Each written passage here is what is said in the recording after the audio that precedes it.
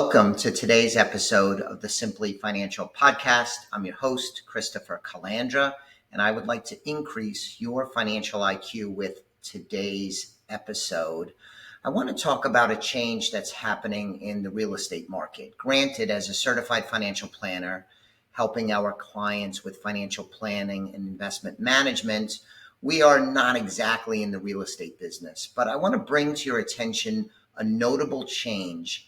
And I bring this up in part because it's notable and also because for most people, their largest single asset is their home. And if it's not their biggest asset, it's an important asset. So to set the stage, for the longest time, buying or selling a house had a stable business model, a stable fee commission model.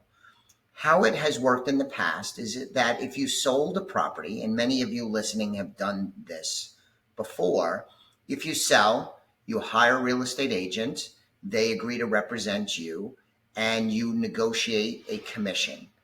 I think the broad average is a low end of around 4% and a high end at 7%. I believe over time you see less and less of the 7%. More commonly, in my experience, it's in the 5 to 6% range. It does vary based on region, a whole bunch of factors, but let's just call it broadly between 4 and 7, more likely in the 5 to 6% range. So if you buy a home, you do not pay a commission directly. That cost is borne by the seller as part of their agreement with the real estate agent. So if you buy a house for, say, $500,000 and there's a 5% commission, that's $25,000. The buyer pays $500,000 if that's the agreed upon sales price. The seller gets $475,000 after settling with the real estate agent.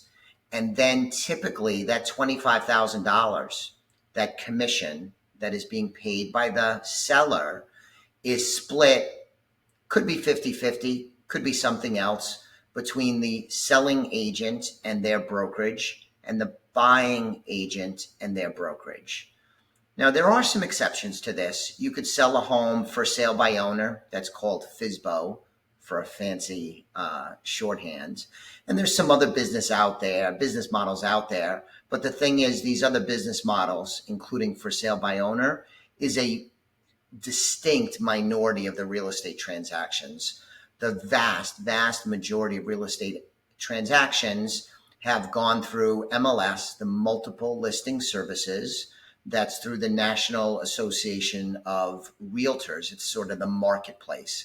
Now, again, if you're listening to this and you've bought and sold at least one property, a lot of this will sound somewhat familiar, if not very familiar. What changed is the following. As of August 17, 2024, not too long ago, that model, the stable model that's been around for a very long time, was disrupted. The origin of this disruption is a legal settlement that was reached between the National Association of Realtors and home sellers. It was an antitrust case. The settlement basically involved that this business model wasn't fair. There wasn't enough competition. So I'm not going to debate whether it's good settlement, good legal precedent or not. It's mixed, I think. But here's what happened.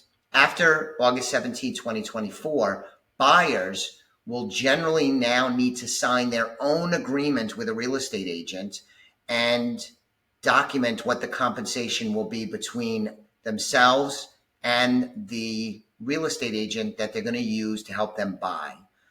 The selling agents will still negotiate compensation with the homeowner that they're representing, but they have a lot more rules and regulations and things they can't do that they used to do before.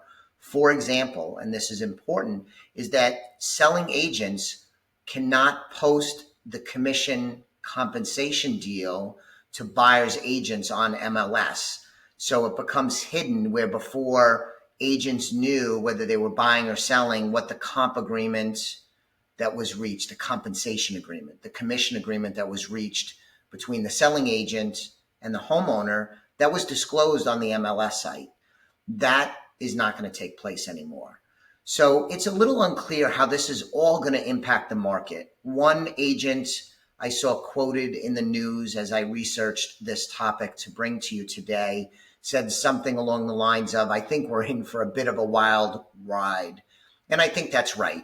Buyers are not really sure what to do. If you've been in the marketplace before, it'll seem odd that you have to sign paperwork with a buying agent, if you're looking at property, because you've never had to do that before. You could just say, hey, could you show me the property? Or you could just show up in an open house. All of this is in some state of change. I'm not sure if this is good for the consumer or not. I'm not sure if it's good for the agent or not. What it is pretty clear is that this is a disruption and it's adding complexity because now you have a variety of deals that can be structured.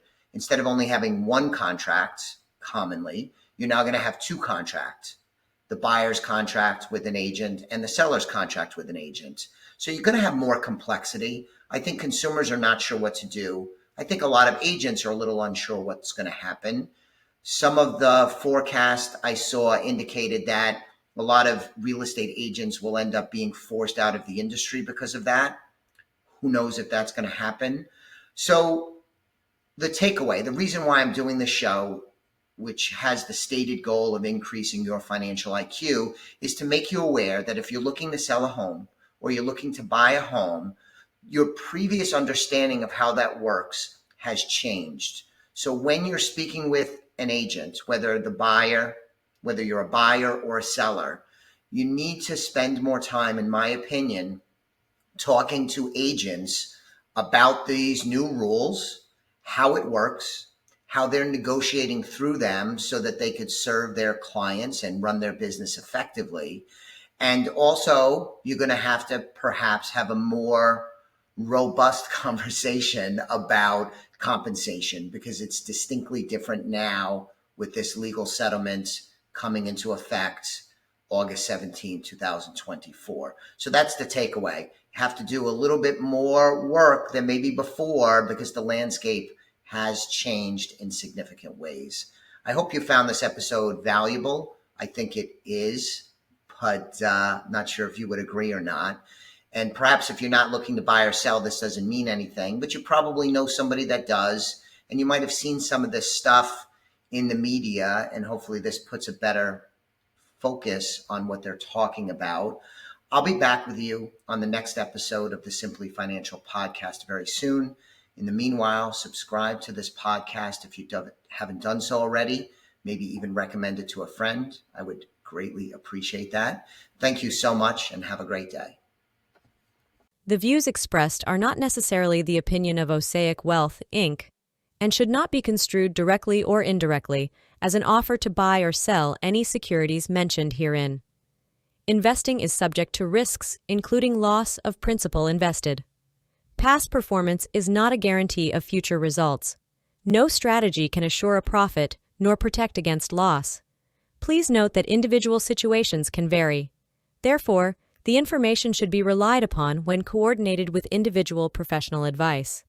Please note, the information being provided is strictly as a courtesy. When you link to any of the websites provided here, you are leaving this website. We make no representation as to the completeness or accuracy of information provided at these websites. Nor is the company liable for any direct or indirect technical or system issues or any consequences arising out of your access to or your use of third-party technologies, websites, information, and programs made available through this website.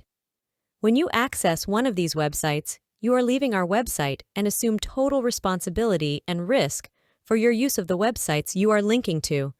Securities and advisory services are offered through Osaic Wealth, Inc., member FINRA, SIPC. Insurance services offered through Elliott Wealth Management Services, LLC, not affiliated with Osaic Wealth, Inc.